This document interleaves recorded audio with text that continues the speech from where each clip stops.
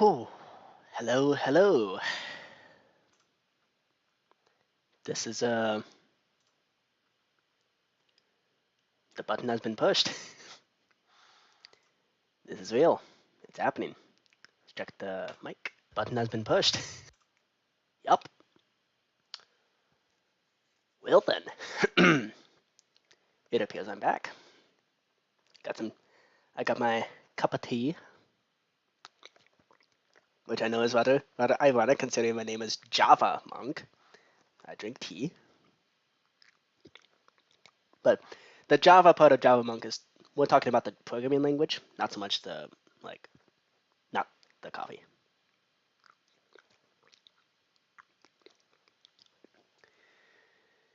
Yeah, I'm back. I'm back to live streaming. This is I know it's only been a couple weeks, but it feels like it's been a lifetime. So yeah, we're just gonna let's just let's just jump back into the swing of things. Some progress has been made with Uno. I've been working on Uno, so we have command blocks to play cards. We have Sandstone and Amethyst to determine which way the turn order goes. We have a way to mark the current player. I'm considering using this arena here for the actual Uno game. We did this last stream. We textured Gilded Blackstone as well as Birch Wood to look like the bamboo woods. And yeah, I don't know. I don't know if arena styles are really a good way to play Uno, but we'll give it a shot. So let's see. On this board, the glowing is all the things that still need to be done. So there's plenty of pretty important stuff here. So one thing I'm going to work on right now is figuring out how to draw cards. So this is actually something I worked on today. So basically, if you look at this as the draw pile here, yes, it's clearly visible what the card is. But essentially what the drawing is going to look like is a function is going to get run, call it Uno draw card, which is going to basically pick off the top card from there, and that top card's going to literally come flying towards you until it pops into your inventory. So I really like this system because it means that, so basically the only way that this could fail is if somebody was standing right on top of you as you were about to receive a card, but yeah, who cares? I'm not gonna try to fix that problem. So yeah, I got a nice draw pile right here, so that's cool. Let's see. So really the thing that I need to still work on now is if you were I don't know if I want to be drawing one card at a time. So I don't know.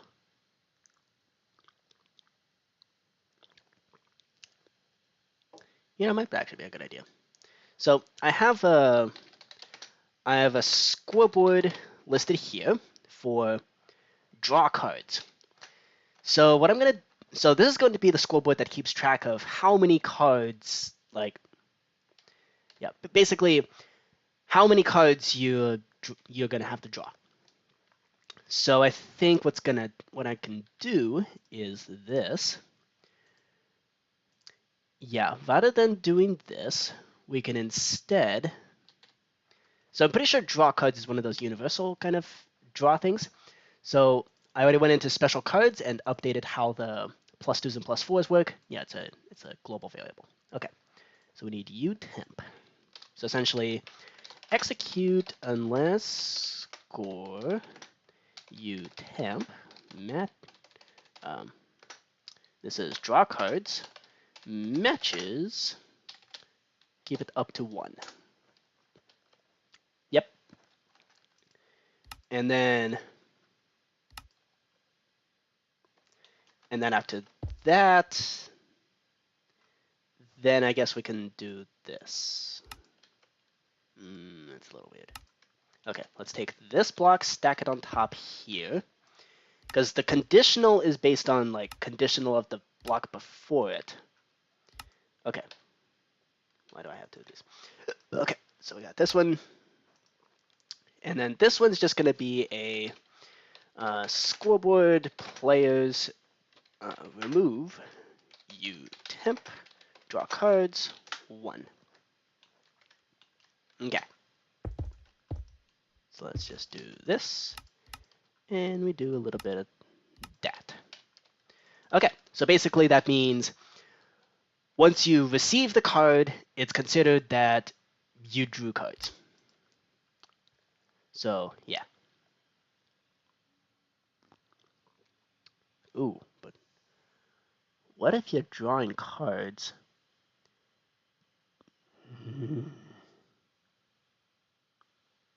Oh dear.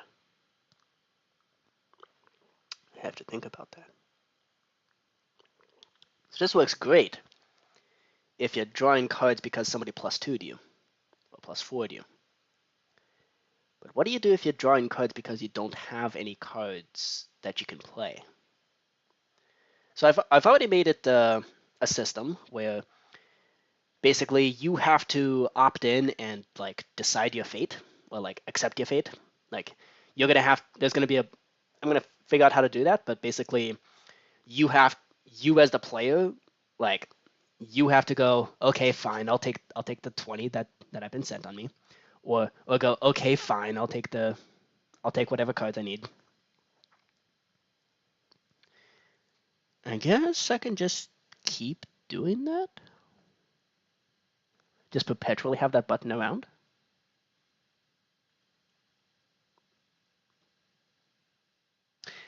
Yeah. Yeah, you know what? I think I'm just going to perpetually have that button around.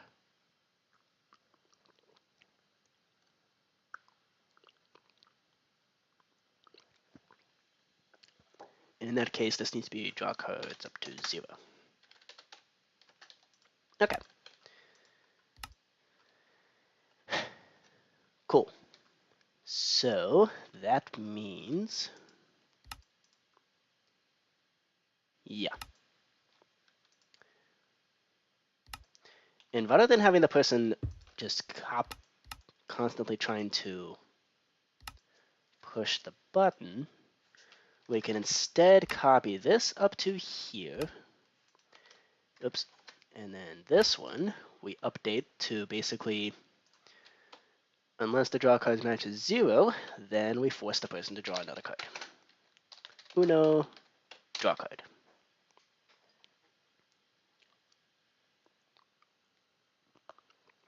Cool. Okay, let's see if that's even a thing that works. So I'm gonna set the scoreboard player set utemp draw cards. I'm going to set the draw cards to 1. So let's see. Draw me a card. Yes. Okay, it worked. Now, draw me 2 cards.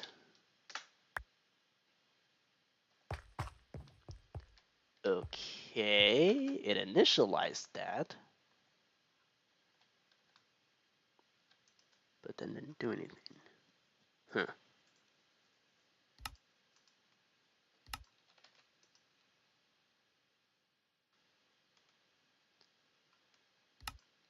So it removed 1. That should have kept the redstone block there. Why didn't it do that? Oh. Hey, CJ! What's up?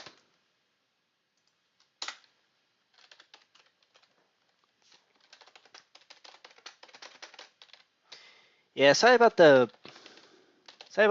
disappearing, and also the rather weird live stream that was a couple weeks ago. Hey, nice. Working on an essay. Okay, let's test this out now. I want to draw 2 cards.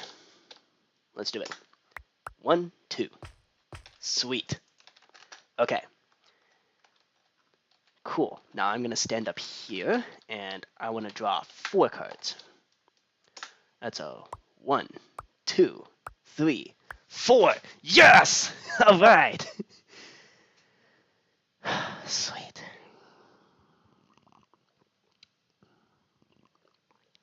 That's good. I'm glad you think I'm alright, CJ. It's been really tough. Okay, let's try. Draw me 10 cards.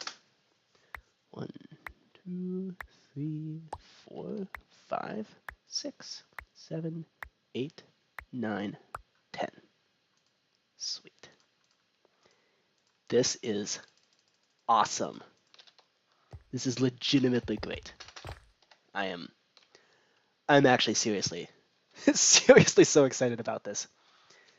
Ooh, okay. Here's another thing I want to test. If I'm forced to draw more cards than I have space in my inventory to take. Let's do it. Let's draw 4 cards and gimme. Oh, okay, that didn't work properly. Okay, survival mode. Let's try this. 4 cards, draw. Oh no. Oh dear. Uh-oh.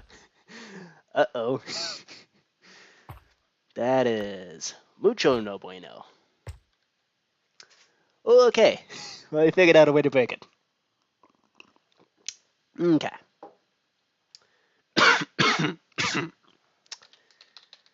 Cool. Okay, how do we fix that? Okay, so if you run out of space and you still have to draw cards, then what do we do? Let's see.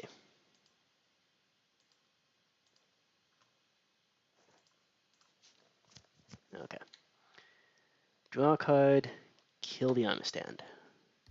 Okay. Okay, so this one does the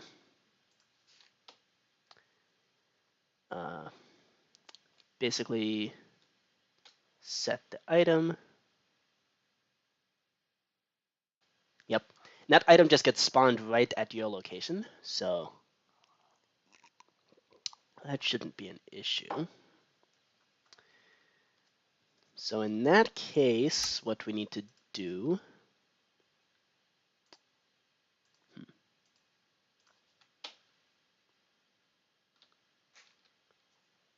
That's weird.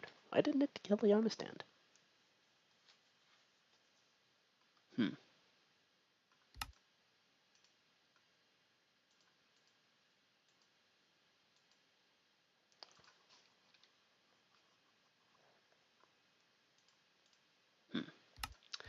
If we set that to unconditional, because here is where the item actually gets, like, spawned. So then here, this is not actually going to do anything until the item is existing. So we don't need to do that. Here we kill the armor stand.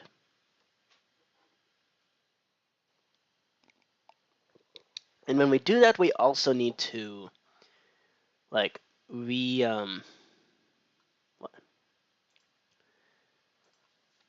So when we do that, we need to also kill the armor stand.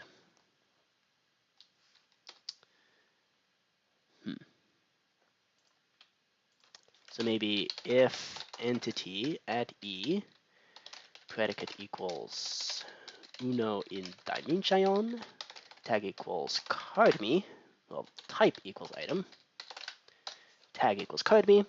If there's an item like that, then kill the stand. And then, so we do that, make that unconditional, and then, okay, so we actually need to introduce another command block in here, because we're gonna have some other shenanigans going on. because now we need to make sure that we don't end up accidentally creating an infinite loop. So how do we do this? So if we successfully kill something, that means this condition worked. So we can set this to conditional, at which point we do tag add e. We want to remove the tag from that item. So we do uno in dimension, tag equals cardme, remove cardme. Okay, so that way we don't infinite loop ourselves.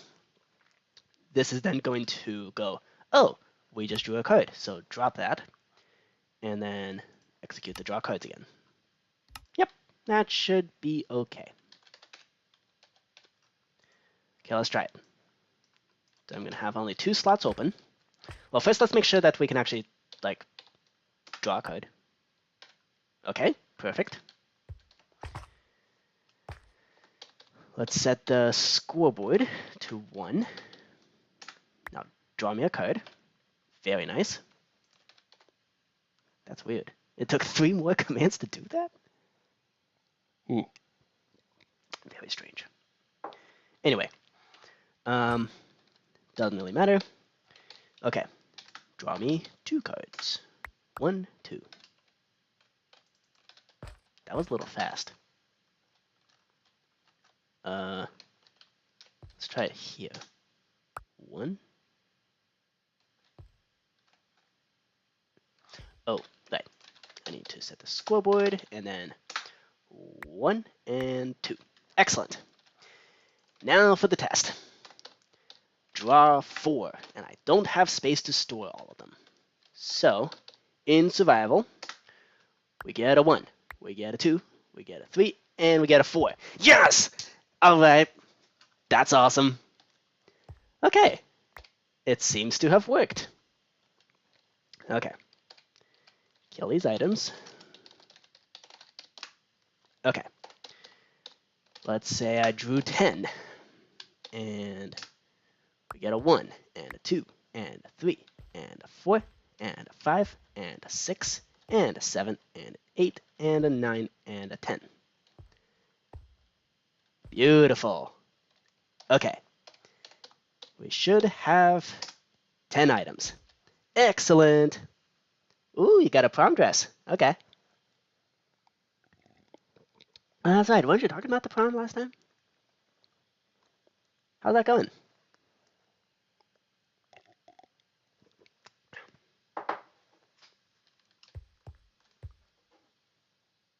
Oh, damn. Damn. I'm out of tea. Okay. I'm gonna go restock myself on some tea. And let's also put on some music. I'm gonna go do that once I... Oop.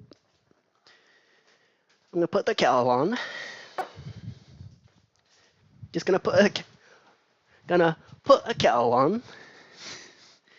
That's how the British do it. Kind of interesting how T's just kind of disappear with that accent. Put a kettle on. Put a kettle on. It's like, how does that even work? Also, why doesn't it disappear in the word tea? Like, cup of E. It's just cup of tea. I don't know. Weird. Okay. While the kettle is warming up, let's turn on some music. Media player. Okay. The new groove music. Okay, let's see what we got. See what kind of good stuff we got here.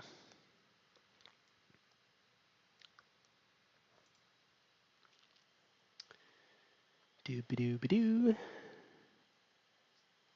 Okay. Yep. Let's see what's new with Approach Nirvana. So, it's got a picture of actual Nirvana on there. Man, groove music is stupid. It's going, it says Nirvana there, so obviously it must be Nirvana.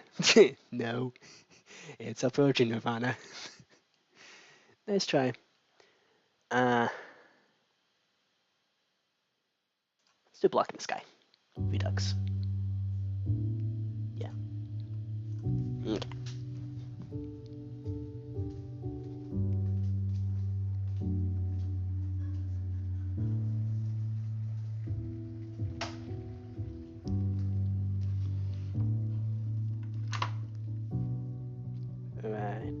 cup of tea.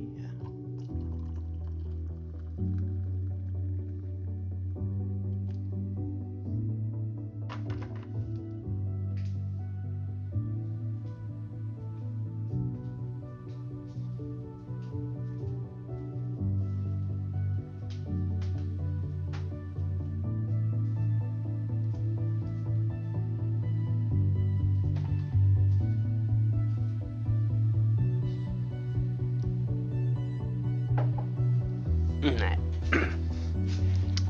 Cool. Tea acquired. We're good to go. Okay. Sweet. Alright, so we don't need any of these command blocks anymore. So, that is excellent. Ooh. It did turn off.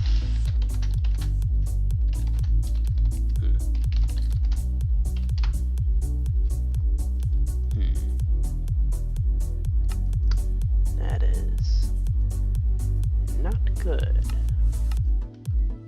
Okay, let's make that unconditional.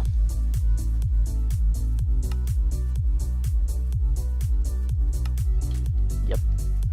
Okay. Cool. Okay, I think this works now.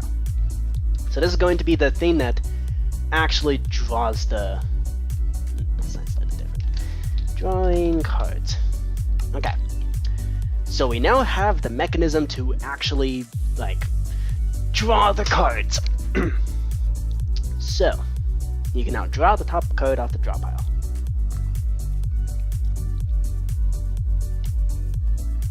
Cool. Cool, cool, cool. So, so that's almost that done. So, let's see. Push a button to accept your fate.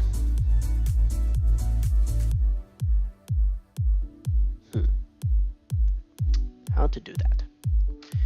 So, there is an entity called interaction, which might be interesting to investigate. Let's see. So we have a attack, and we have a right click.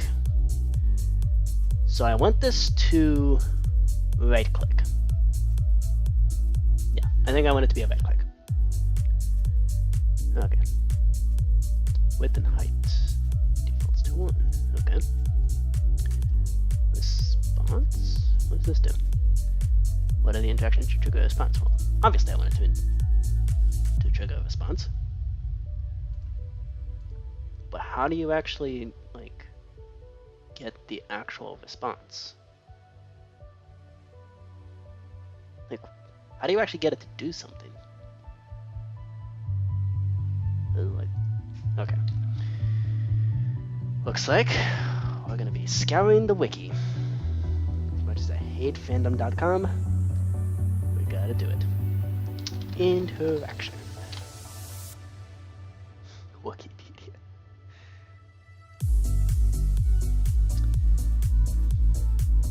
Oh great, articles in progress. Okay. Behavior does not exist. Okay.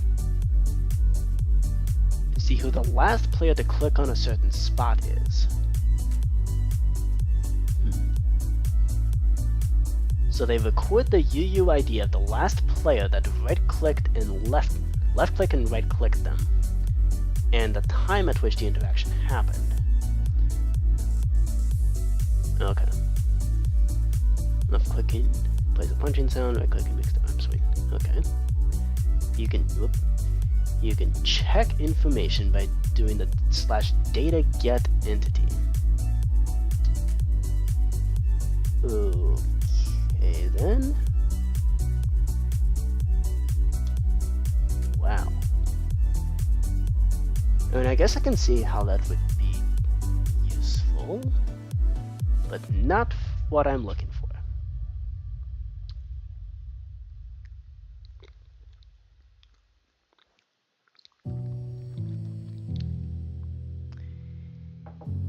Hey, CJ's back. We're looking at the interaction entity. Yeah, this... I don't know. I mean, I can see how this would be useful, unless I just don't like them. And in fact, so this game actually is using an item display, like, entity right here, in the middle. Let's see if we can get a good look at it. So, this item display entity is actually ridiculously cool. I have it displaying like the current player marker, and it actually automatically rotates with you. Okay. It rotates with your like opposite your camera movements, like your actual camera movements. But it does mean that if you're looking at the thing and you move around, it'll follow you. So that's kind of. This is really cool. I like this. Okay, I like the item display. Interaction. It's not so much. It's not so much I need, like.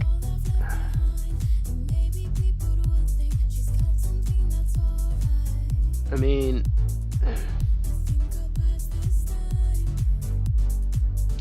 It just keeps track of who the last person is who left or right clicked it. So.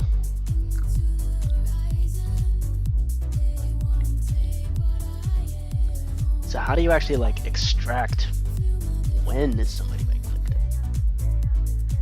Or like, I mean, it has a timestamp, but like, how do you like have it react instantly? Is there a way to do that? Let's see. So response true, interaction timestamp gives it when the interaction took place. So I'm going to summon an interaction entity. And now I'm going to right click. Okay, so if I do data get entity u, what do we have? We have an interaction and we have that timestamp. And it stores as a actual timestamp. Oh boy. Oh brother. That's bad.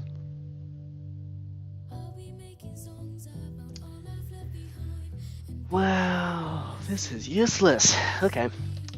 Never mind. We're not gonna do this. Okay. I mean, I appreciate all these kinds of high-tech things, and I legitimately like the item display and block display and stuff like that, but wow, okay. So that's now two entities that are like that are made for map makers, but I have no idea how to work with them, and they seem kind of useless. So that's the marker and interaction out. Well, bummer. So, what are we gonna do instead? I think what we should do instead is do what we did with Diversity 3, but not what we did. Do what Diversity 3 does. So happy I played that map. That was such a fun map. Except for the parkour. Parkour sucked. But it was legitimately cool. Like that's like really showing you like what you can really do with just commands. No texture pack with that thing. Like, and man, the building in that map. Holy smokes, I wish I had the talent of some of those people. It's like they got good terms with Scar to design some of that stuff, like custom trees and all that. Like, holy smokes, just that entrance area. Like, I'm kind of curious, like how far does that place extend? Because, yowza. I'm still just yeah. Diversity is amazing. Q Magnet, top, like Q Magnet and his team, like just top tier. That's chef's kiss right there. With the freaking credit screen that hasn't been shown, but Diversity 3 has a credit screen at the end of the map. Like, how many adventure maps do you know have a credit screen? I know mine doesn't. I mean like a full-on like credit screen. I'm really not that high tech. Okay, so, but the thing is, yes, they are. Okay, so what I really want to do is do something like this. So what Diversity 3 did to handle interactions is legitimately cool. So like, let's say you were supposed to have like the red wool, right? So I have a hunch the way they did this was, so basically whenever you right-clicked, you can right-click the summon stand and steal the item back, right? So here's what I think they did. I'm gonna basically recreate that. I'm gonna do execute if entity at p if you are, so this is going, oh, but what if you right click with the,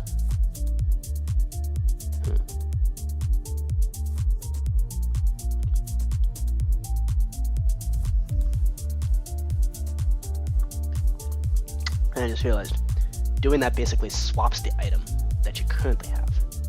So like if you do that, you just swap the item. But I think we can actually take advantage of that because we can detect if you are currently holding a particular item. The way we do that is using /execute if entity, and we go selected item, you test if you are holding a red wool, just as an example. Okay, so this is example. I don't know if it's actually what they did. So, if you're currently holding a red wool, then say you got it, and that of course can execute whatever you want. And then you put a conditional command block where, okay, let's tag this guy, add steal from me. This is going to be item replace entity at E, tag equals steal from me, weapon.main hand, from entity at P, weapon.main hand. So we do that, followed by a this. And then we do a item replace and entity. Oh, but what if you actually legitimately swapped items? Okay, this is gonna be a problem. Because here's the thing, you can't just swap. This is Minecraft. One does not simply swap things. So I'm gonna draw out what I'm thinking here. So, yep. So let's say I have a. So we have me, and I have Mr. Standman. Mr. Standman, stand me a hand. Stand me a man. Okay, so Mr. Standman is holding this item. Mr. Player is holding green item. This player should have the green item. And so when the player goes up and right-clicks the stand, you go from, so this is step 1. Step 2, player now has red item, and Standman, excuse me, Standman now has green item. Okay, so great. At this stage, we can look at you and go, hey, you have an item. So we can go detected. Ah. Okay, so the program just completely freaks out, goes, holy smokes, this person now has this item. We gotta do some stuff now. Okay, but now we gotta reset back to phase 1 in order for this to not be a looping thing, and also to give that item back to the player. So when you do a swap like this, so if a player right-clicked again, it would swap just fine. But we don't want to give the player that kind of control. We want to not give the player the ability to like decide whether they give the item back, but that they get that item back. And besides, we only want it to activate once, and if the player just kept holding onto that item, it's gonna loop over and over and over. So, what do? We gotta somehow go from this state here back to this state right here. So, all you wizards in the chat, how do you do this? How do you do this if you can? You know what? I'm just gonna tell you what to do. So, little lesson for y'all. If you're in a situation like that, step 1, introduce a third person. Well, in this case, a second stand man. And now, here's how this is gonna go. So you introduced a third stand person, right? So we're in this situation. This stand has the thing that needs to be given back to the player. The player has the thing that needs to be given back to the original stand man. So, how do we do with this? How do we do this? Well, first we can have stand man give the item to temporary stand man. Then, from there, we have player. We take away that item from the player, give it back to stand man, because stand man is the one who's supposed to have it. And then, in the final step, we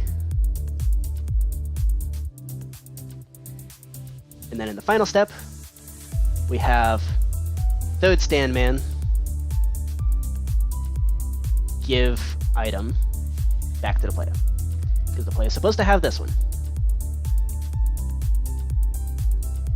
At which point, third stand man has then completed their purpose, and so they get erased. Thank you, third stand person. And then you end up back in that situation. Okay, so that's how we're gonna do things. That's how you swap things when you don't have the ability to just directly swap. And technically speaking, that is a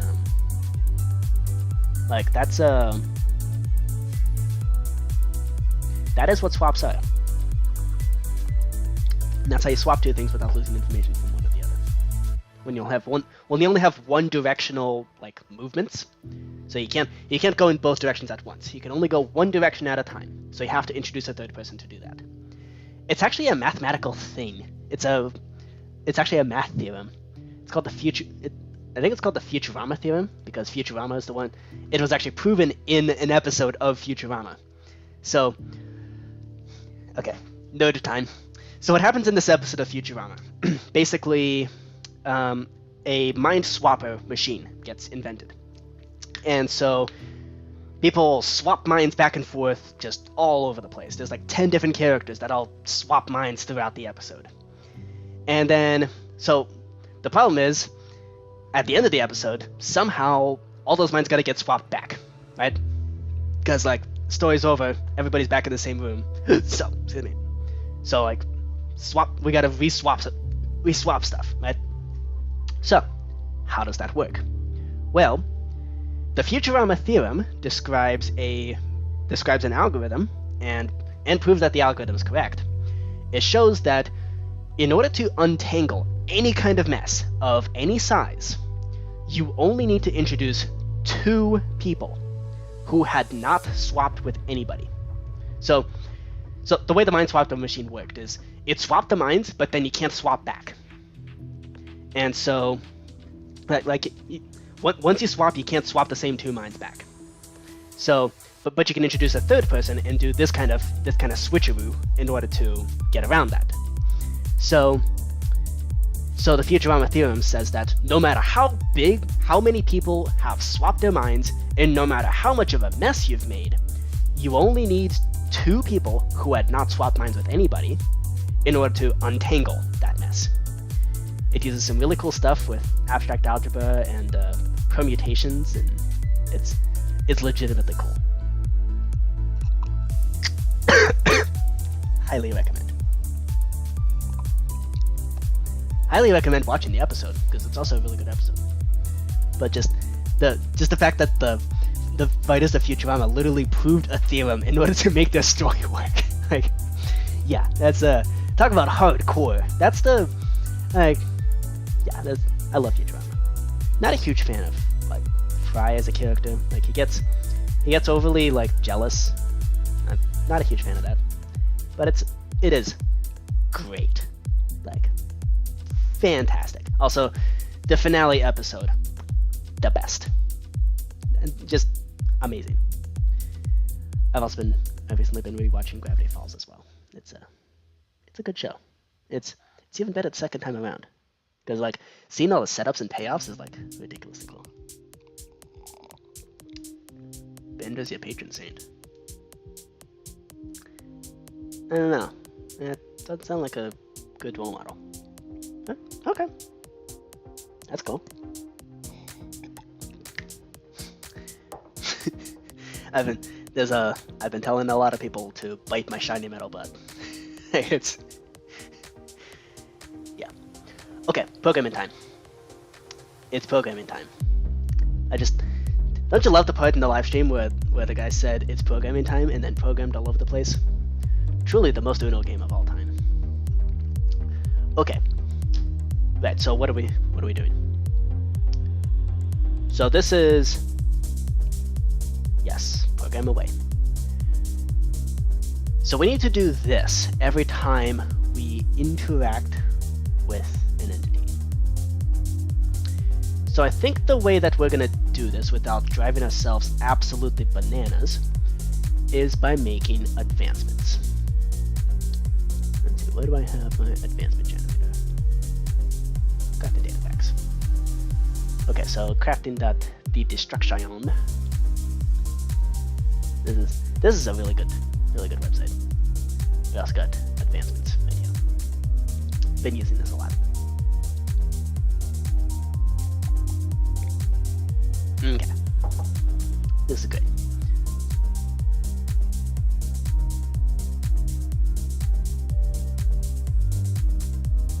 New version of the generator. That's cool. It somehow didn't delete. Oh well. Okay, whatever. So, let's see.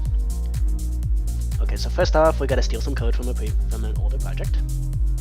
Specifically, steal from Egyptian Rats Lab, because that's the last time we actually like used advancements in any hardcore way. So let's dig into that. Advancements. Okay. I need advancements. Okay. And then root, copy that over. And instead it's just going to be, you're located in Uno. There we go. Problem solved. Okay, now, the advancement that we need to make is going to be a utility advancement.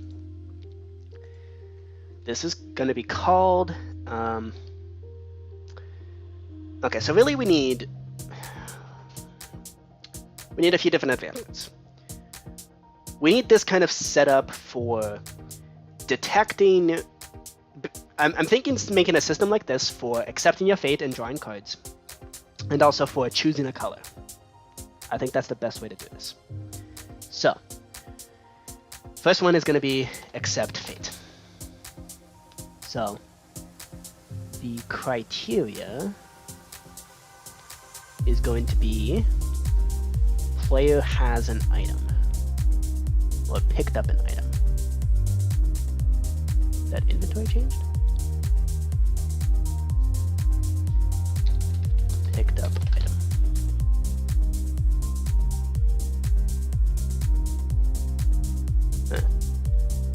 inventory changed, or is it like... Okay, thrown item picked up by entity, nope. Let's see. Summoned animal, nope. Flip to the bed, harvest honey, must be unlocked. Player interacts with entity, generates loot. Okay, it's none of this. Does it count if you interact with an armor stand? I remember that being a tremendous issue. Yeah, I remember that being a huge problem. But let's see. Maybe it... Let's see. Have an interaction event. Well, let's see. So, can you interact with an armor stand?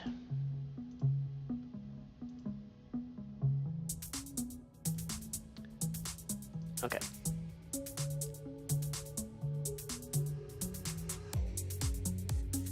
Okay.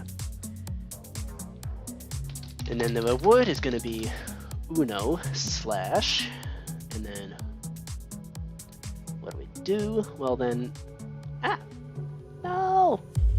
Oh crap. Oh crappity crap.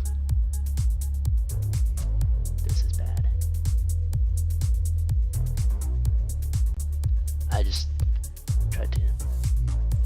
got my computer to try to load everything as a Python thing.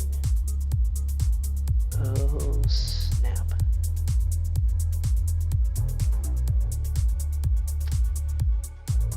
Oh, this is gonna be bad. Unless I can go in here and go die. Okay. Whew, task manager for the win, yet again. Why is snap camera on? Go away. Why is zoom on? Go away. Knock it off. Knock it off. Okay. Okay. That's supposed to be there. I assume that's supposed to be there.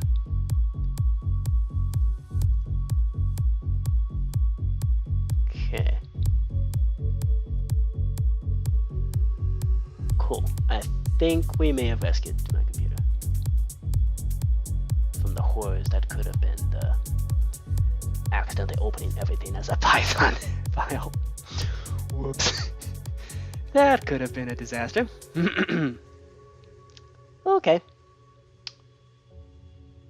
I think we're good. Anyway, uno.text, what's this? Oh, that's the number of cartridge. Okay, fine. Data packs. Actually, you know what? Let's actually put this into here. There we go. Okay. So we need to access the advancements, and then we need to do some stuff with functions. So here's data, uno, functions. Let's make a new folder. Z interactions. Okay. This will be Z interactions, and this is going to be the one that lets you accept your fate. MC function. Okay. So then we do a. Right now we're just gonna say hi. That's all it's gonna do. Z interactions / accept fate. Oops. Wrong folder. There we go. Accept fate. Okay. Let's view the JSON. So let's see if this actually works.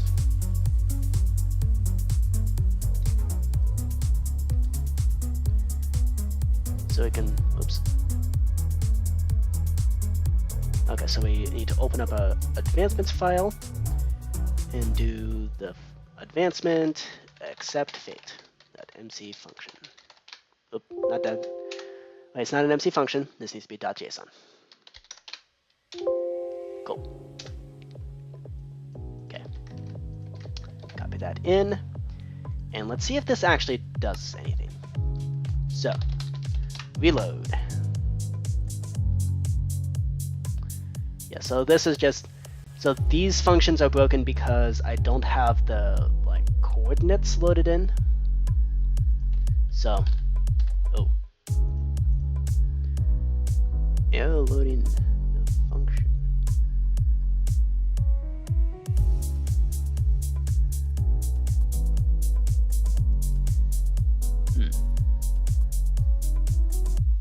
Oh dear.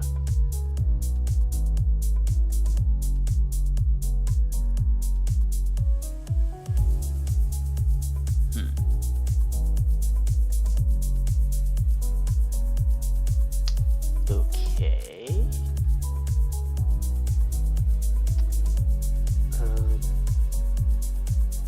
Could this do a better job, maybe? Okay.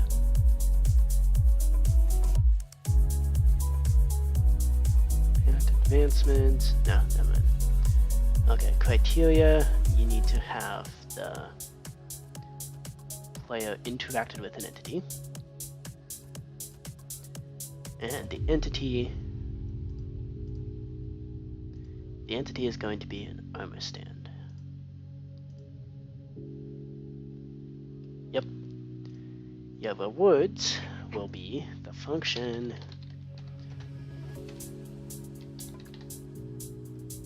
Oh, it's just automatically a thing. Okay.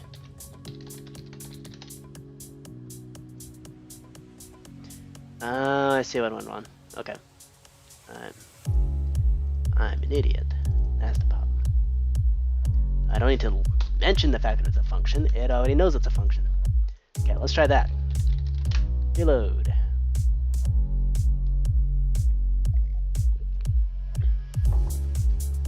Okay, that should have done the trick.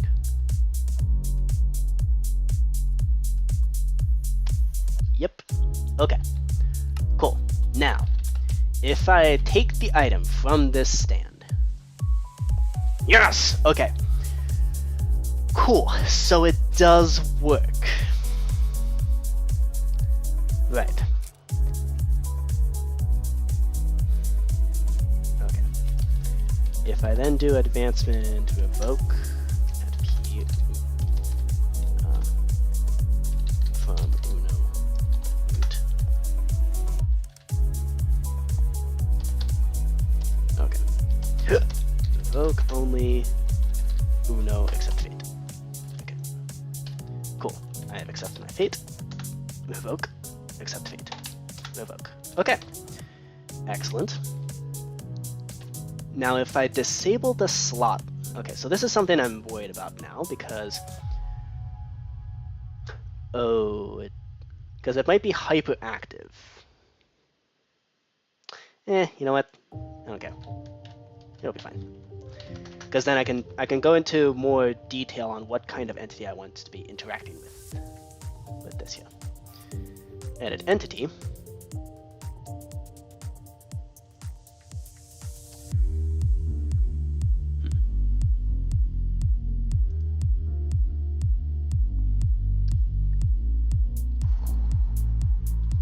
Okay.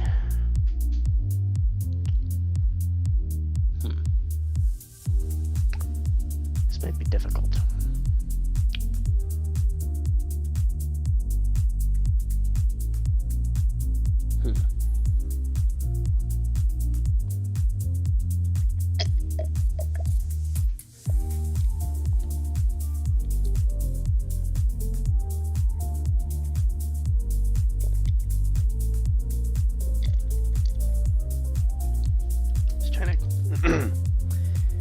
Trying to ponder how to make this all work together.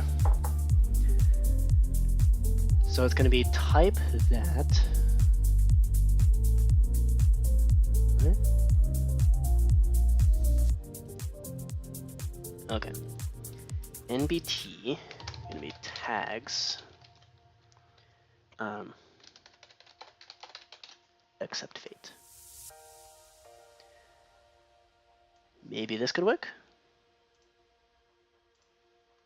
Okay, this miso.github.io. This is actually like fully updated all the time, and it's also a pretty good website. Yeah, I like it. I like them both. Okay. The interaction / accept fate. Okay, so now the question is, will this work? Oop, reload. Okay, so don't tag it as steal from me, tag it as accept fate.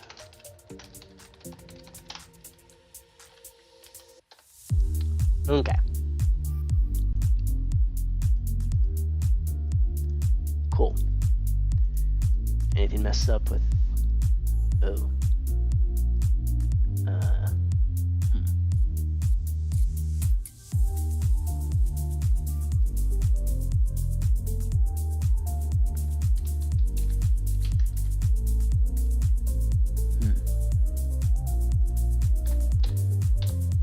Okay, how about that?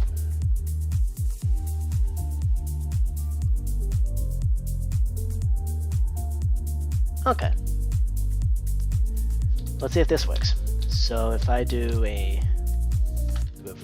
Okay, revoked. Hi. Okay. Cool. And then revoke, and it says hi again. Now, if I tagged this guy, if I added any...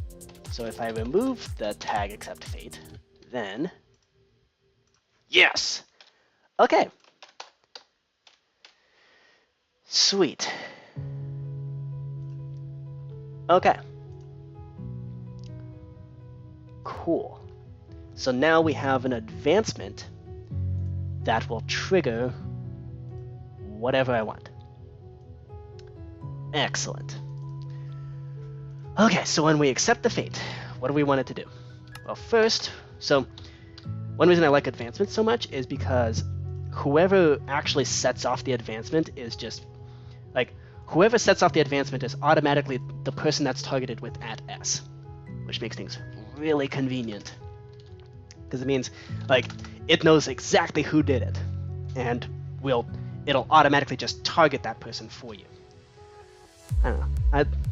I appreciate it when features like that, like, include that kind of useful stuff.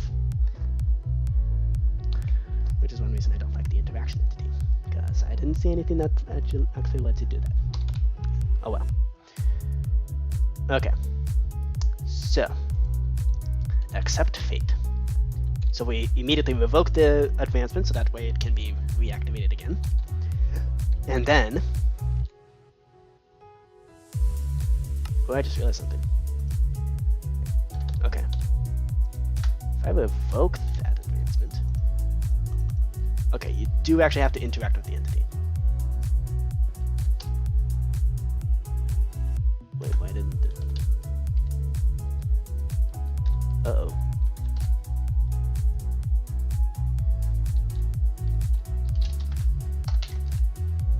Uh-oh. Did I break it?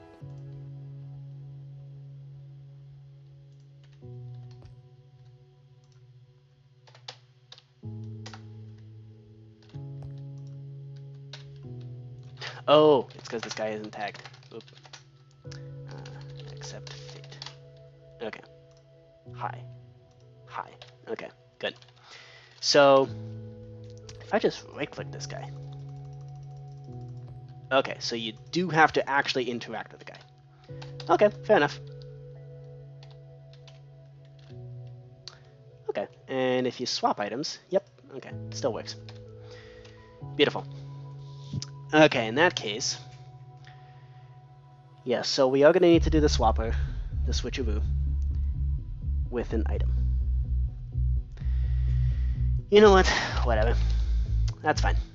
So let's see. How are we going to do this? So right now, the player just did that and has swapped items with the armor stand. So pretend this is like a card that the player currently has, and this red wool is like the marker thing. I might even just use red wool. Nah, red wool's only going to be used for color. whatever I choose. This is the accept my fate button. Okay, so I have accepted my fate, but now I need to actually swap the items back. So what do? We do an execute in. So this is, we need to introduce the third person. So swap items back. I'm going to leave that as a comment. In card games Uno, run summon an armor stand at the coordinates 20250, because it honestly doesn't matter where I put this thing. But this armor stand should not be, I don't want it to fall or get hurt or anything like that, so this needs to be invulnerable, no gravity. Tags is going to be a shadow. Yes. Okay. This armor stand is going to be located at 02550. Summon. Nope. Okay. Summon the armor stand. So this introduces Standman number 3. So now this guy needs to give the item back to this guy, but give this item temporarily to guy number 3. So we do a item replace entity at E, predicates equals uno in dimension, type equals armor stand, no, tag equals shadow, weapon dot main hand, from entity at E, uno in dimension, tag equals accept fate. So we're going to have an armor stand named accept your fate, accept fate, weapon dot main hand. Okay, so this is just a / item command, which basically says, yo, take this item, give it to this person. And actually, the way that the / item command works, it doesn't actually remove the item from the person. It doesn't actually remove the item. So it just, it doesn't remove the source item, which is fine actually, because the next step is the player to give it back to this stand. So we're gonna do that. This is item replace entity at E. Actually, no. Entity at S. Weapon.main hand. From entity at E. Predicate equals. No. We gotta replace the. Okay. So we gotta replace the accept fate stand first. Uno in dimension. Tag equals accept fate. Actually, I'm pretty sure you have to limit this to 1, so whatever. There's only going to be one of these people anyway, so who cares? This is accept fate. Weapon.main hand. From entity at S. Hey, you finished your food. You finished your essay. Yay! Alright, have a good weekend. Weapon.main hand.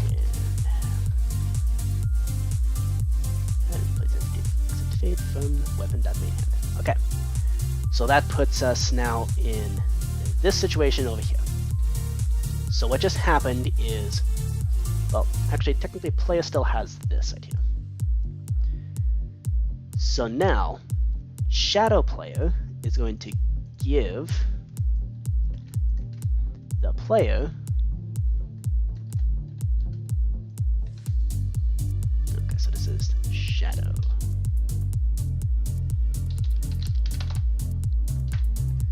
From main hand. Okay, so that puts us in. Oh, okay, so we still have Standman number 3. This is Mr. Standman. So Mr. Standman has this. So now, once we have that, Okay. We then kill off Mr. Standman. Kill at E. Predicate equals uno in dimension. Tag equals shadow. Okay. So that's gonna swap the items back. Now, what do we do?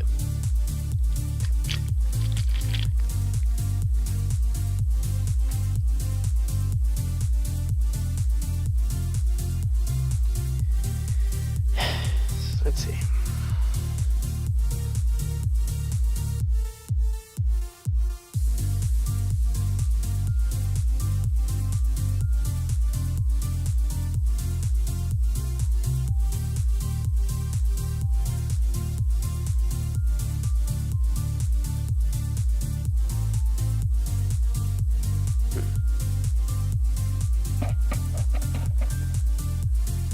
Okay, so you accept your fate.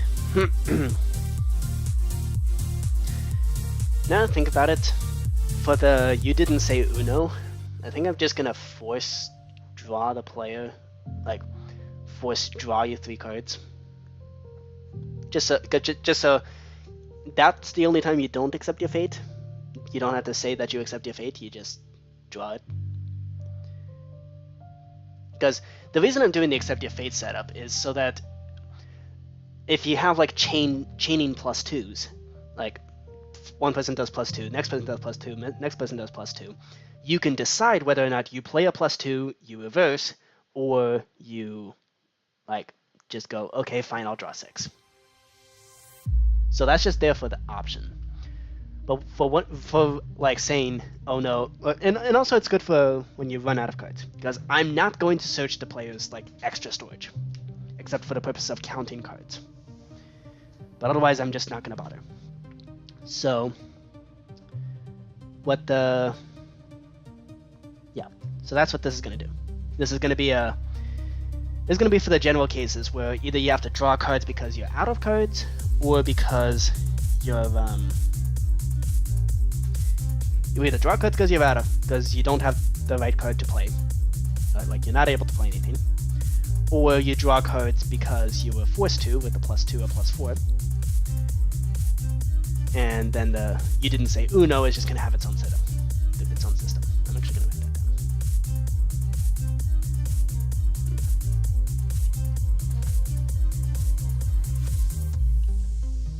down. Okay, so you didn't say Uno.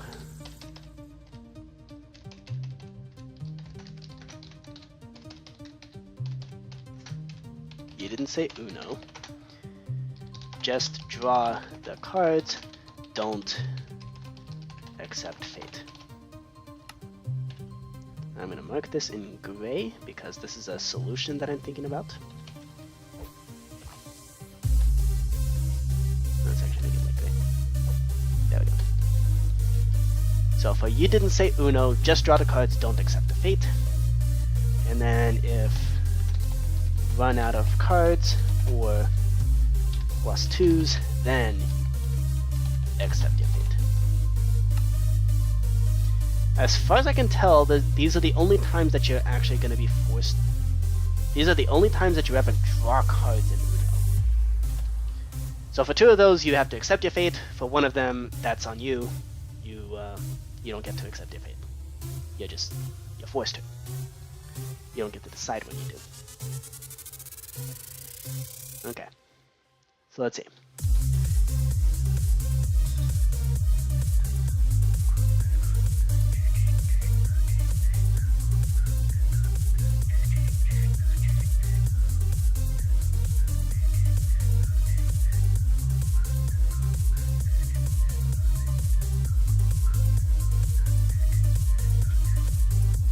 Aurora. Nice. That's why it sounded so familiar. It's literally the same song Aurora from like the first block in the sky. Okay. So we just swapped the items.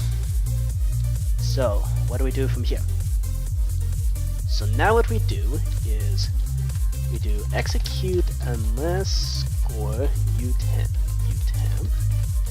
Draw cards matches 1 or more, then scoreboard players set utemp draw cards to 1. So basically, this is a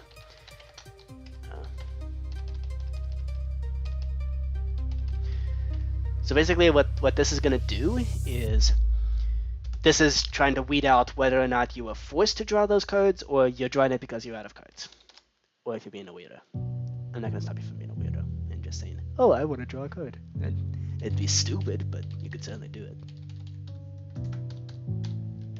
Oh, right. All important. Tag at s add draw card. Is it draw card or draw cards? That's it. Draw card. Okay. That is all important.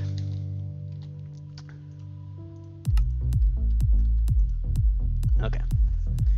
And then if that happens, we should also remove the tag. Okay. There's going to be a tag at A. Predicate equals uno in dimension. Tag equals draw card. Remove draw card. Okay. That's important. That way we don't get an infinite loop. Okay, so you've been tagged to draw cards. Now, this is going to be if you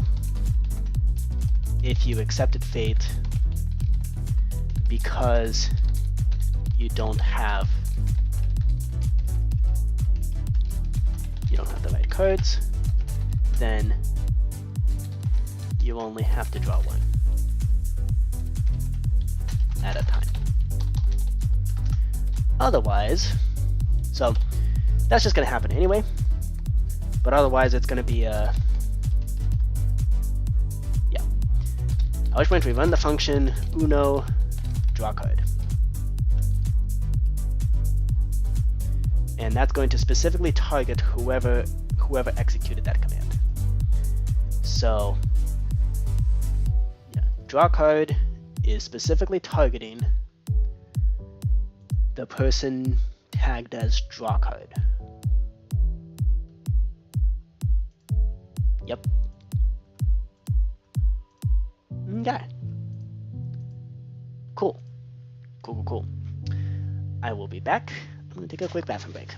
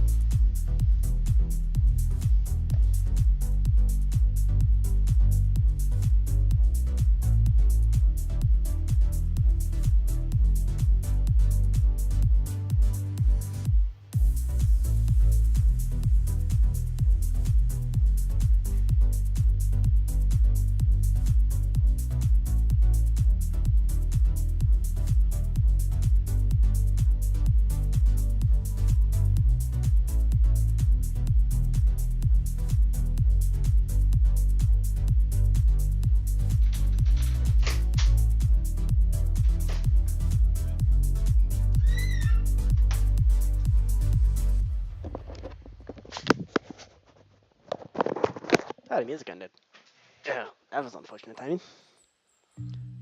No, it didn't. Never mind.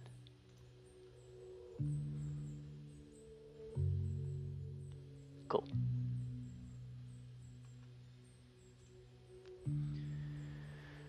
Okay. I think after that I'm going to put on the original block in the sky.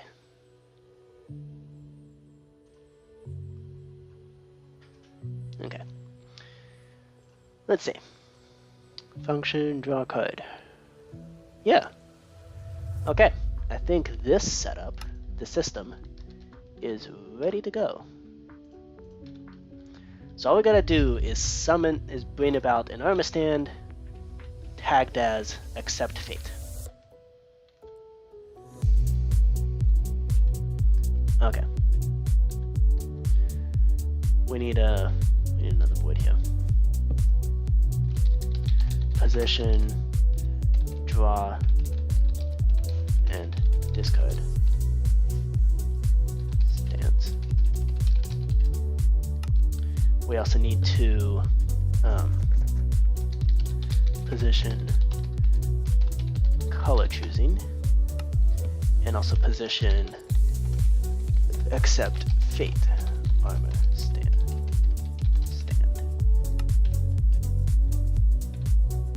Okay, so these are all things that visually just need to be done. Okay, so now that we have this set up to interact with an armor stand like this, yeah, this is good. This is really good. Excellent.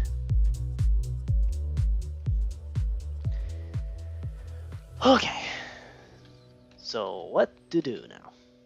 Well, now we gotta do wild cards. Wilds and +4s. So let's see.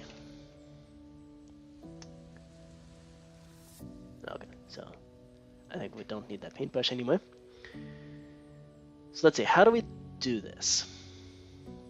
I think we could just do the same kind of thing that we did with accepting the fate, which is the same as the diversity 3 thing. Essentially, you decide, like, you choose a particular color. I'm going to have an armor stand pop up, and you right-click the armor stand to choose. Okay. So we're going to do choose red. So this is going to be the interactions. Okay, so choose red, choose blue. Actually, you know what? Let's modify this one file and then just copy paste. Choose red. Okay. Cool. So we do choose red, choose blue.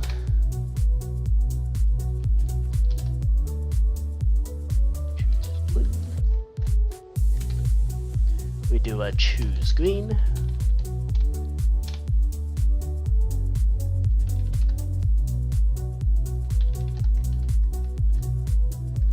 And then choose yellow.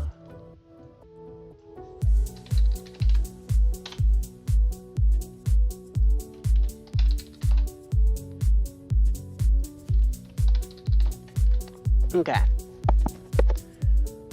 Cool. Cool. And actually, I just thought of a really clever way to go about actually doing this. So once you actually place the, so basically it's going to be detecting whether the item that you're holding is valid. So I think if we just base things off of colors alone,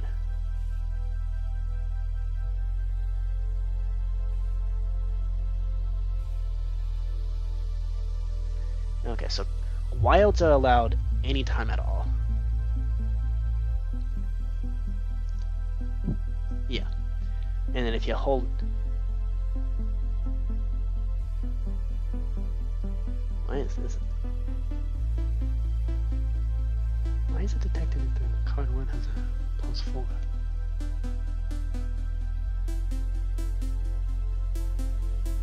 Oh, there's going to be... Oh, right. This is allowing +4s anytime. So if the setting...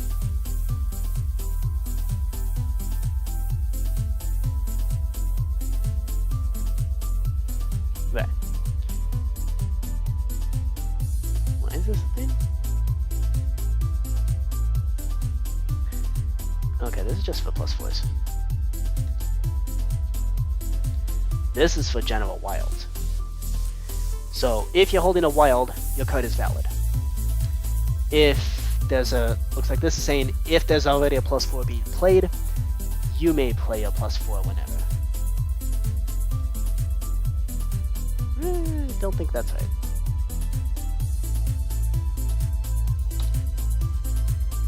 Okay. The wilds, agreed. You can play that whenever. +4s are based on a setting of whether you're allowed to play them whenever, or if you have to make sure you don't have that particular color or the number. Now, wilds should have their own kind of thing. I don't remember how I implemented wilds. Let's go into the loot tables. Okay. Are there wilds in here? Yes, there is. Of course I registered as all 4 colors. Okay. That is no bueno. That is... absolutely not. Okay.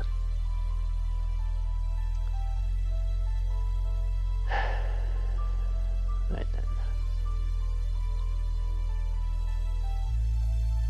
Where do I have the loot table for that?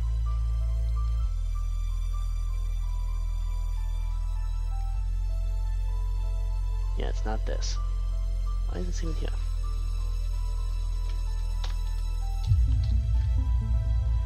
Okay. Source. Look at code games. Uno models. There we go. Okay, we need to go into the loot table and modify some things. Okay. Loot table. Yep. Okay. So for wilds... yeah, okay. So we're not going to register them as existing as all 4 colors.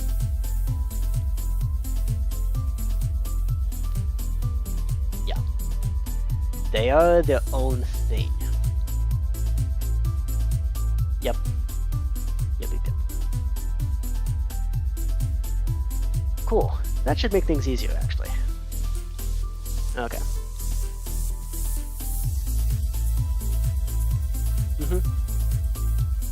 Yippity yip yip. Okay. Play that. Generate all those. Generate all those files. Okay. Okay, we don't need functions, we need the loot tables. Okay. Cool. Okay, back to the functions. So let's see. Nope, not that. Okay, back to the functions. Why is that even? Okay, so back to functions.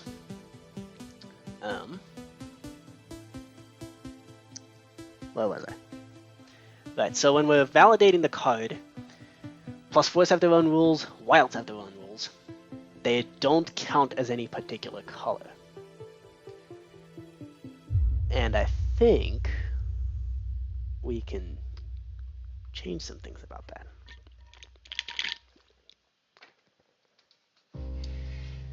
So let's see.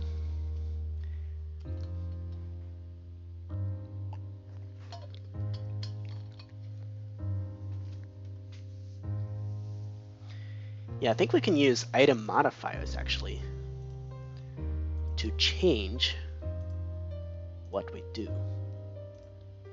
Okay, so we used item modifiers in Scott. That was how we that's how we figured out what that's how we basically, after the fact, we marked what was a trump card and what wasn't. Item modifiers. Okay.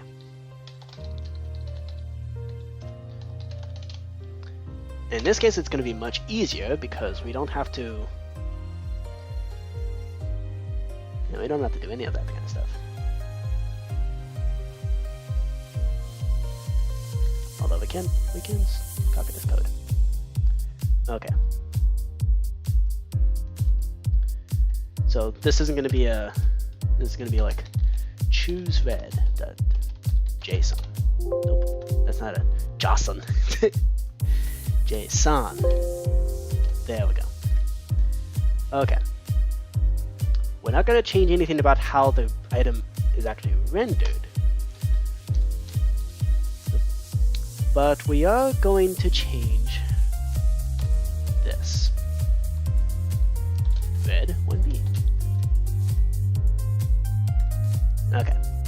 It's going to be choose red, choose green,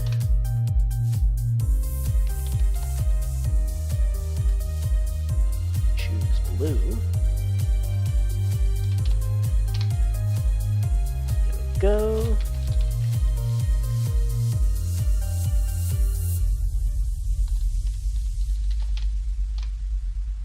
And choose yellow.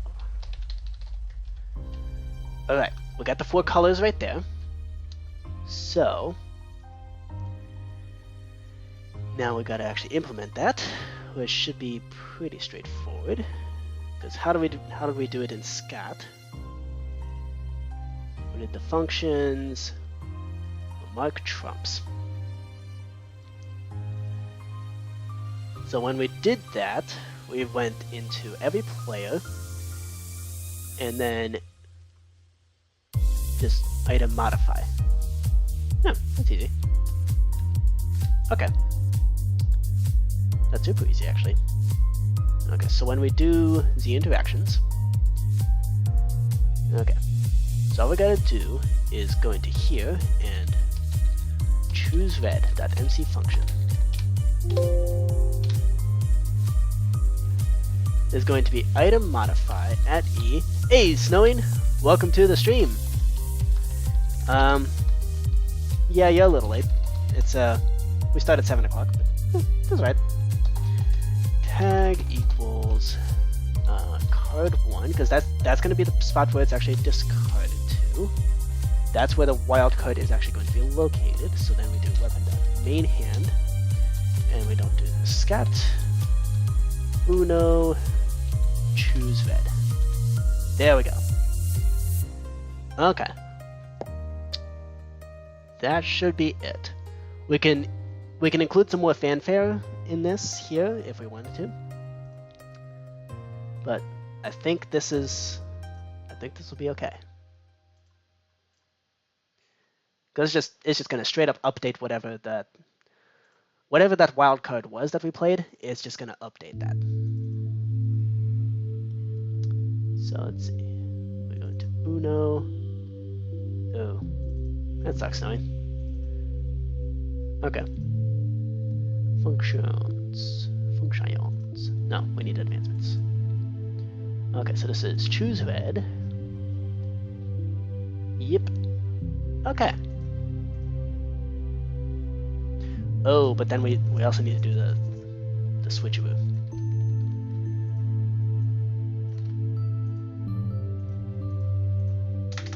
Okay. So we gotta do that switcheroo with the choose red. We gotta swap the items back. And then we do this.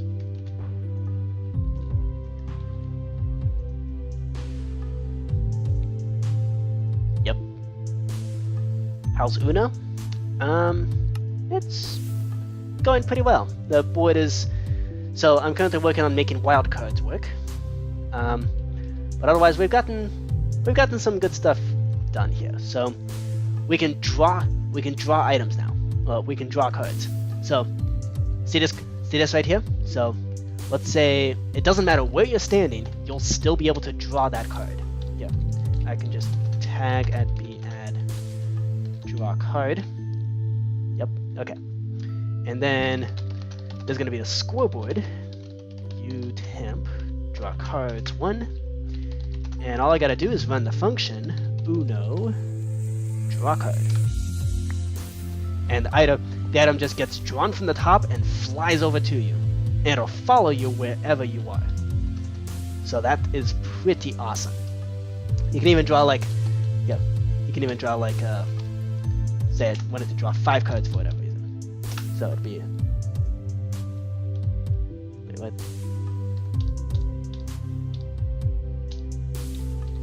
right. 1, 2, 3, 4, 5. So yeah, this is really cool. Let's do it again.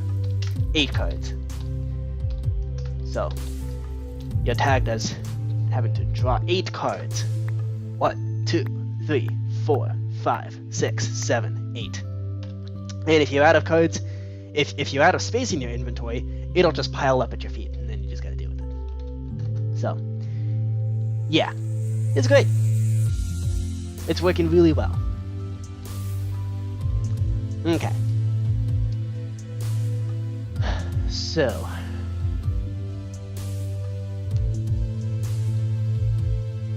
oh yeah, the back of the card says Uno.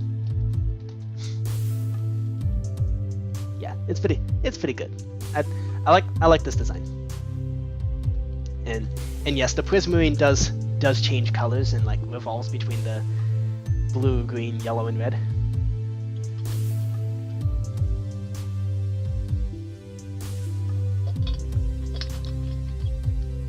And a little too much fun with that.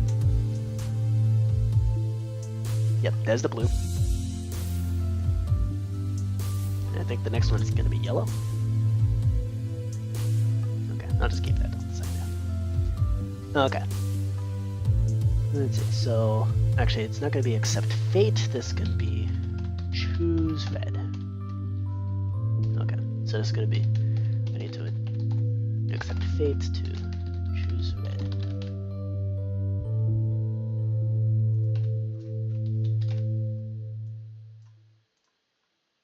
Replace, yep. Okay. The stick people.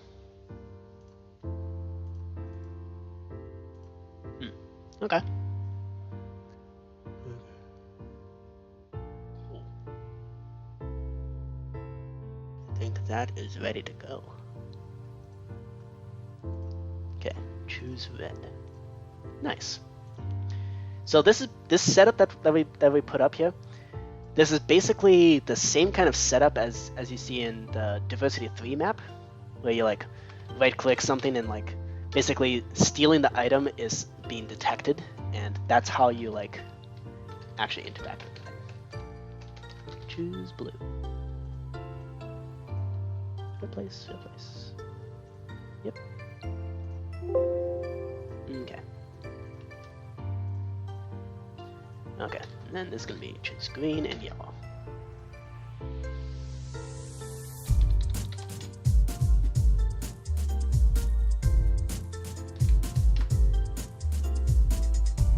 Okay, so choose green is going to be replacing every choose blue with a choose green. Bam. And then every choose blue gets replaced with choose yellow.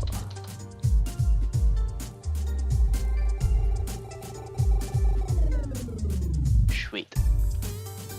Okay, so that's that done. I'm gonna mark that off as done.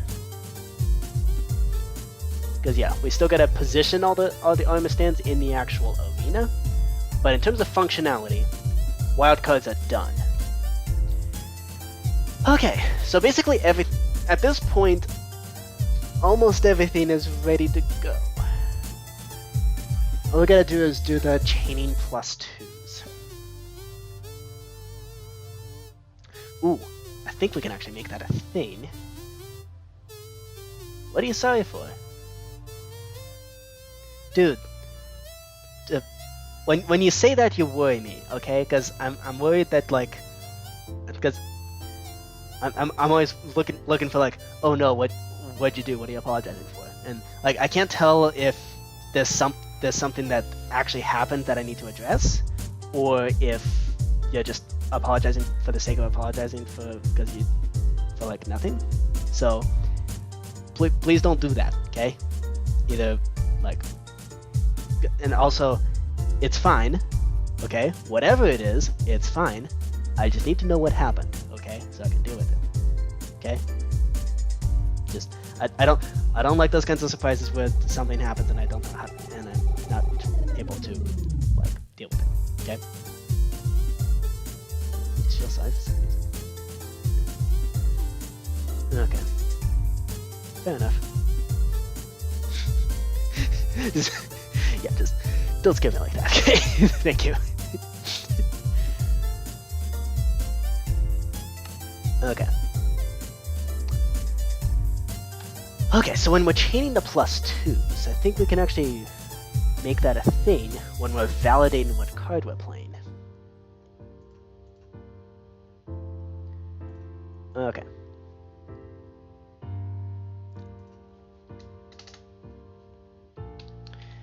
Okay, so we can, after we validate all the cards and all that stuff, we can do this. Execute in card games Uno. Okay. If you're supposed to draw cards,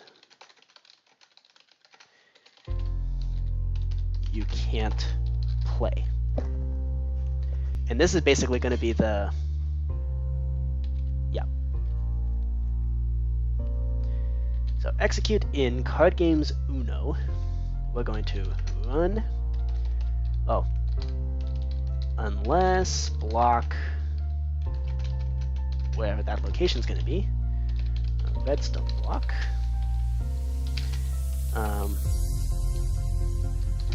If score, you temp, draw cards, matches 1 or more. Then you run, scoreboard, players set, at S, valid card to 0.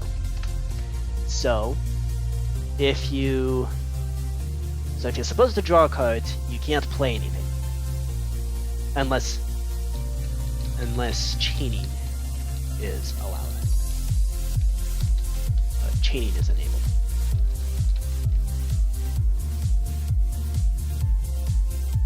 Yep. So we have chaining, stacking, and +4s. So if chaining is allowed, then even if you're supposed to draw a card, you can play a +2 and keep the cycle going. And it really doesn't interfere with much. Okay, so wild, we gotta actually go in. Add that. Reverse just reverses the order. Swaps the order. And then when you're actually playing the card, you set you play card to 0. If you're not a player, you get told off. If it's not your turn, you get told off. Then you validate the card.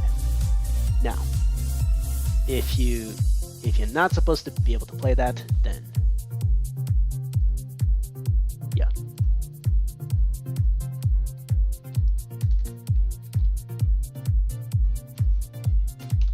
Okay. And then it's the successful play that actually makes it a thing. So then successful play, this is where if stacking is enabled, then you start the stack. So the way this works is that first it temporarily holds whatever item in your hand, whatever item is in your hand, it temporarily stores it away so that it basically takes it away from you, and then it determines how many other of that same card do you have. And so it detects that, at which point it then does the stacking, and that stacking is recursive. I finally figured out how to do a for loop. Turns out the only way to do it is recursion, which, ew. But in either case, once you start the stacking, so once you do all the stacking there, whatever the held item is goes back in the main hand, which is then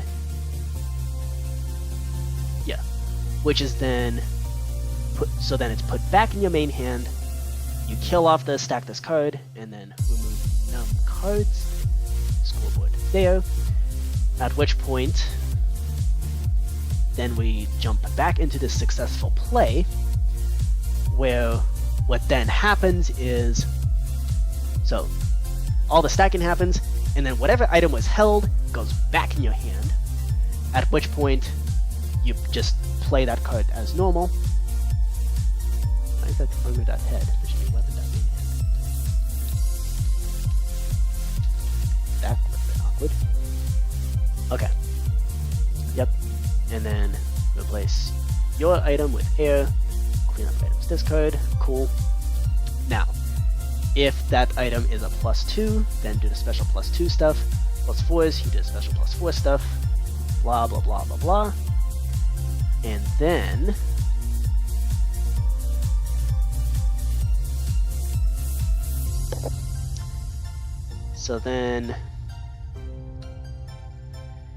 yeah, from there we then run the function uno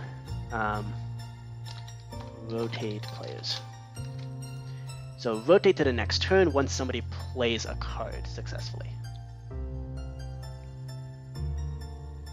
Rotate players. Yep. So we gotta rotate players whenever either you play a card successfully and it does all its stuff, and the reverses will automatically handle which direction you need to go from there, or if you draw a card, like you draw a card as a result of a +2 or something like that, then you just rotate the turn and you're not allowed to play anything. So this is part of the accept your fate thing. So you accept your fate, you draw the card. Should we just stick that on top?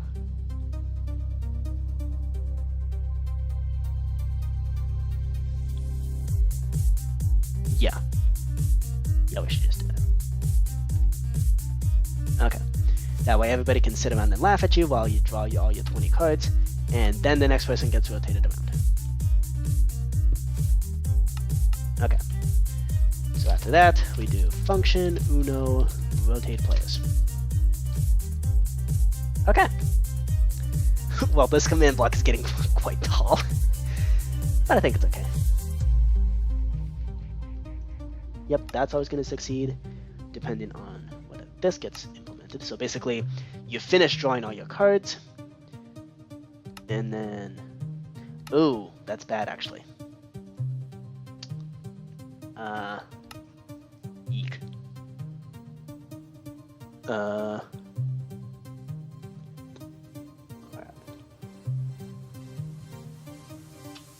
Oop, oop. About that.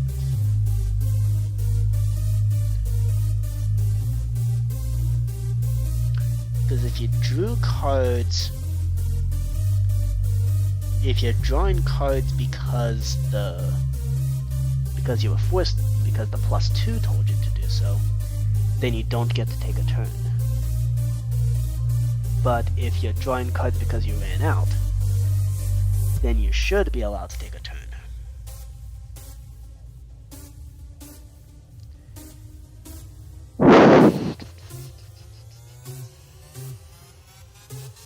How do we differentiate that?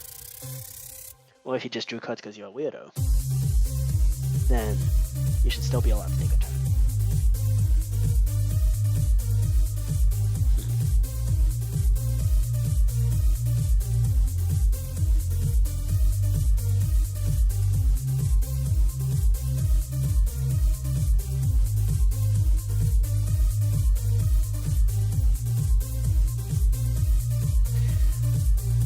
Well, okay. If you're...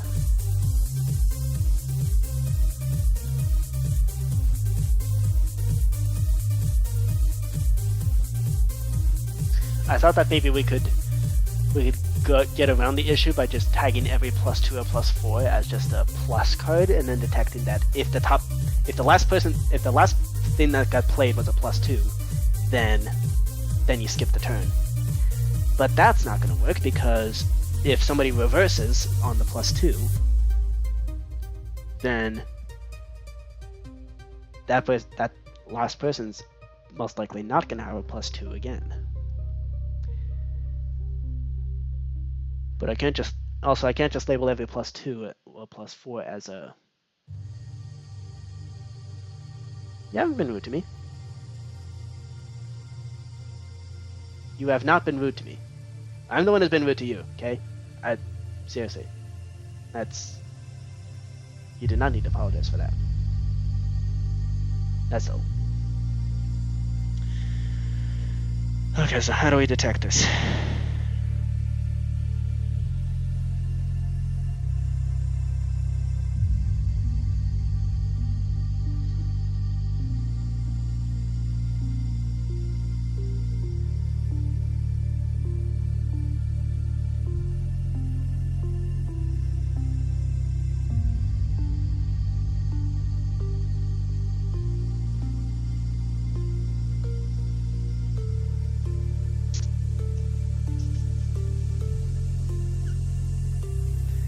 Okay, we gotta figure out a better way to do this.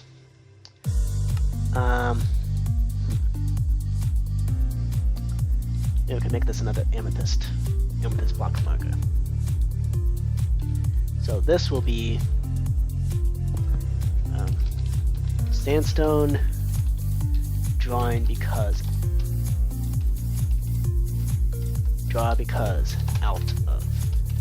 alt amethyst is draw because +2. Okay. Yep, so we put an amethyst block if we're drawing a card because we had a +2. And then we draw we put that a sandstone block down. It's just going to be sandstone by default.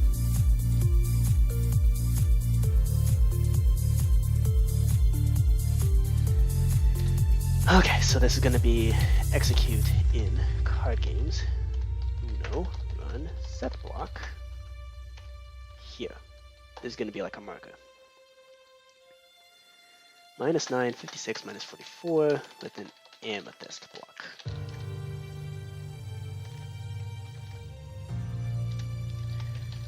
Mark the fact that this is a +2 chain. Okay. So we also got to do that with +4s. Yep. And then we don't need to do that anywhere else. So, right. So now what we do is, if that was, so remove draw card. Okay. So you just draw the card and you accept your fate. But then, once you do accept your fate, this is where you then go, oh, well, if this block right here, -9, 56, -44, massive damage, I guess. I don't know. Function amethyst block. If that's an amethyst block, then we run rotate players. You skip your turn,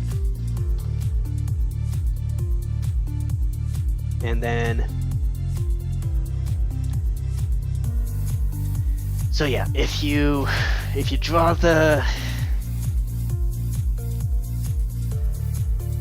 so if you're drawing cards because you're forced to, because a +2 forced you to, then your turn gets skipped. Otherwise, and if that happens, well, no. Nothing else needs to happen. So if that block, oh right, we need to set that back to a sandstone block.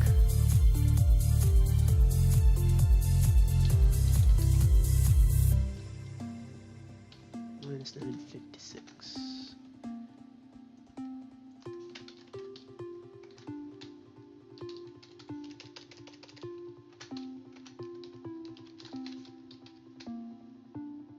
Yep. And this way we don't start any infinite loops. Conditional. Okay. So, here's how this system's going to work. All of this, all the way up to here, is going to basically keep drawing cards until you don't have to draw cards anymore. At which point it places a sandstone there, and it removes your tag as somebody who draws cards. Now, if you were drawing those cards because of a +2 chain, we then rotate the players, and sucks to be you. If you drew those, otherwise, if you didn't draw those cards because you were, so if instead you stopped drawing because you got something that was valid to play because you ran out of cards in the first place, then you just play that card and all is well. But otherwise, yeah, and so if you drew the cards because you were forced to with the +2, then you skip your turn and this gets placed back to reset everything. Yep. Okay. And I think in doing that, we have now succeeded at chaining the +2s and +4s. Okay. Cool. That's that.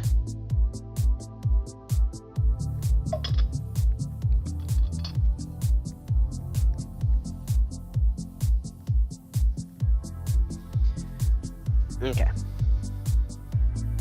I don't know. I like the idea of the legendary reverse card basically forcing everybody to draw however many cards that you're about to peg that one person to draw. I don't know. I think that'd be kind of cool. Okay. Card distribution. Right. So we gotta distribute the cards. So this is more of a player interaction kind of thing. This is now,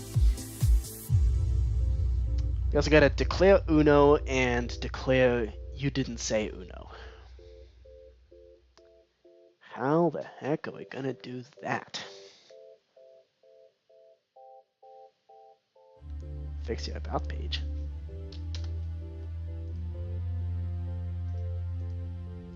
What's on my about page? Hold up, I'm concerned now. What's on there?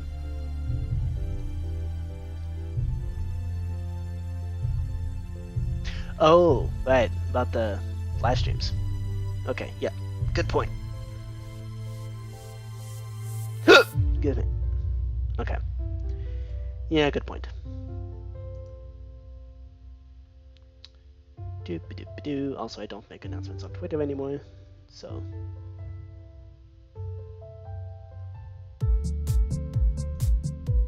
I don't know. Twitter's just actively dying. Also, I only ever got like one person, CJ Purple Princess. Like, she's basically the only person who ever looked at my Twitter. So it's just not worth it. Okay, I don't have a banner image. Every Sunday at 7 p.m. Pacific time.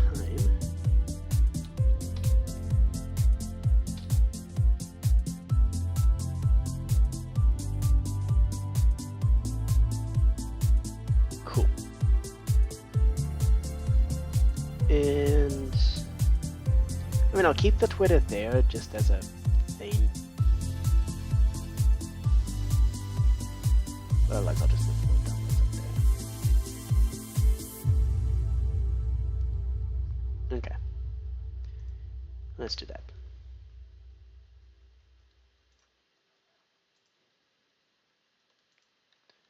Okay.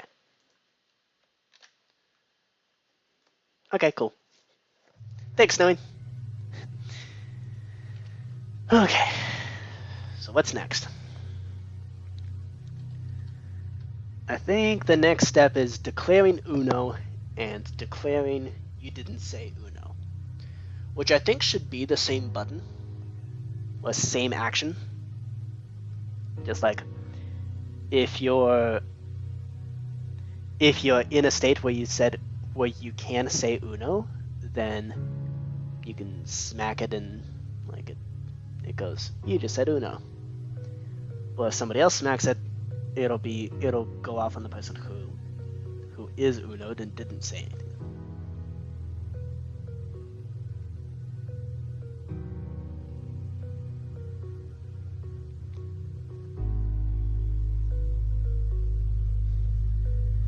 How am I actually gonna do that?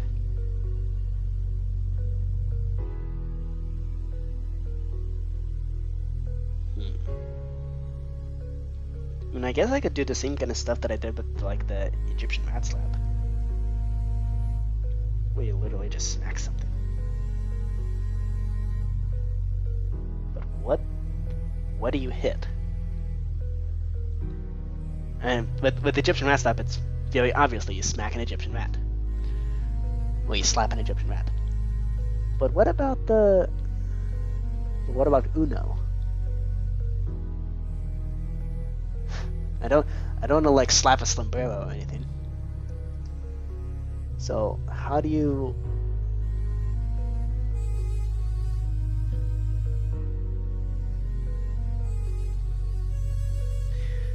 Oh, you know what we should do? Yeah, I also don't know how I'm going to register the players. I haven't thought of anything for that.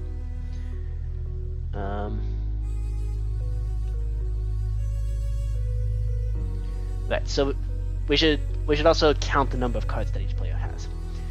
I need to figure out what to do with like where the cards are actually stored. I've yet to figure out what that's going to be like.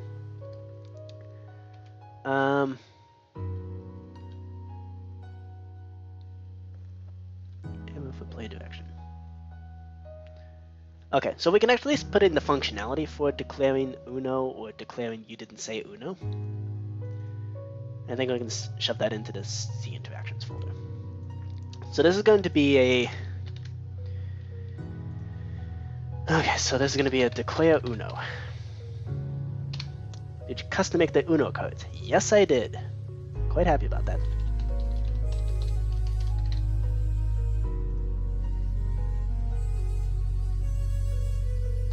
Okay, and I think this is actually going to be... This one should actually be a player... Actually, this should be basically the same as like the... How we did Egyptian rat slap.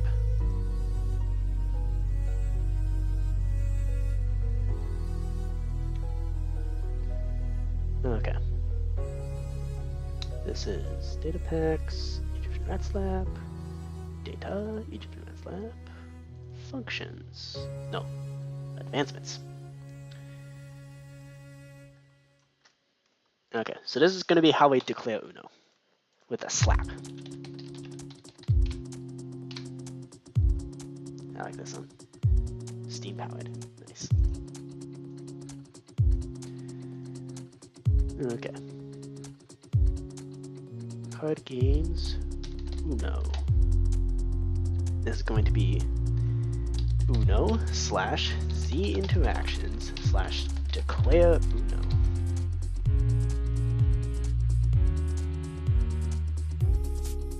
Yep. Okay.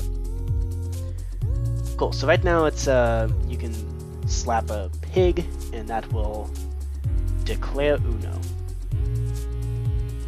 Cool. Okay. Cool. So now we just got to figure out how to like, well, declare Uno. We'll update. We can update each of those.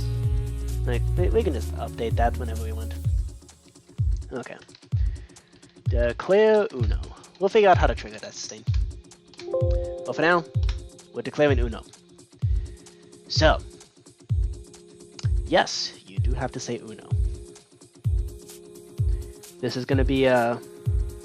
Or at least, there's going to be a way to say Uno. Like, declare Uno, or declare you didn't say Uno.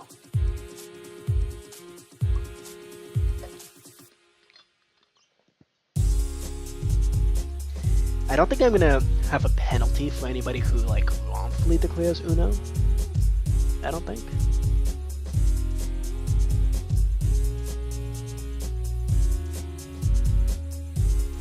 Should I? Yeah, we should. Yes, you will have to click something. You'll have to smack something. Kind of like we have with Egyptian rat slap, where you hit an Egyptian rat.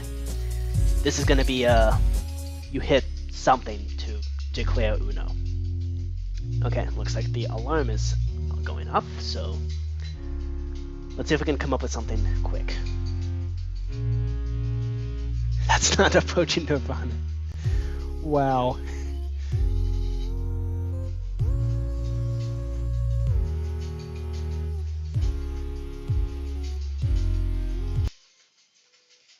Okay. Let's see, how to declare Uno.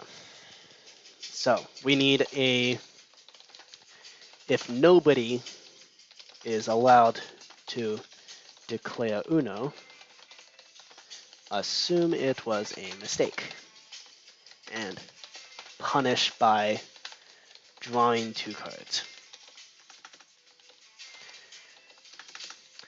And then if person who hits, hopefully your Monday goes okay. So if person who hits has 1 card remaining, they declared Uno, and they don't have to do it again. And then if person who hits does not have 1 remaining, but somebody else does, then they declared you didn't say Uno. At which point we punish Uno in person by drawing 2 cards. Well, drawing 3. Is it 2 or 3 cards? Yeah, whatever. We can update that however we want. So we punish the Uno-ing person by drawing 3 cards. If the person who hits has 1 card remaining, they declared Uno and they don't have to do it again. And then if nobody is allowed to declare Uno, but if everybody has more than 1 card, assume it was a mistake, punish by drawing 2 cards. Okay. So that's how this declaring Uno is actually going to work. Now it does depend on already having counted the cards.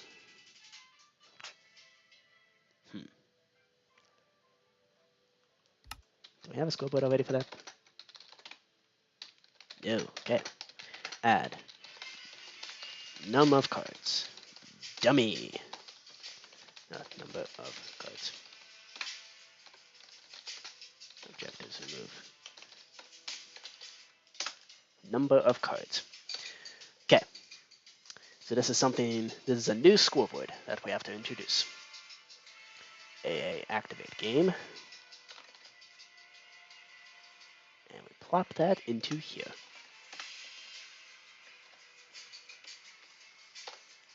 Okay, so it's all about num of cards. Okay. Execute if entity at A, predicate equals uno in dimension, tag equals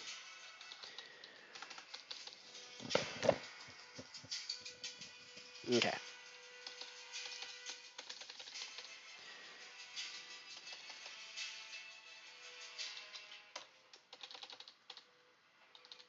Okay, so really it's the num of cards scoreboard. Detects if uno is valid. Okay.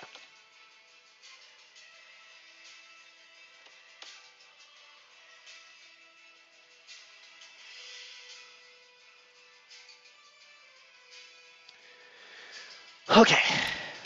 Cool.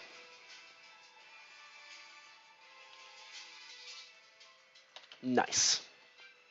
Okay, let's hop up to the... This was productive. I like this. Okay. I don't know if I'm going to be streaming next Sunday. Hopefully I will, but I'll be going to a conference, so I don't know. Okay. Here we go.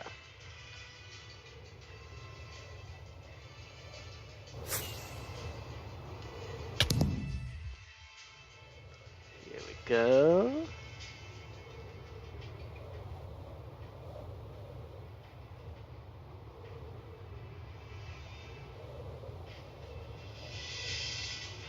Oop.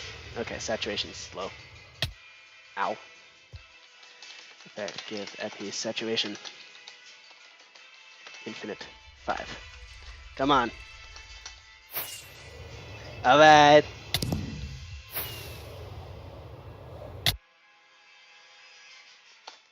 Alright. See ya!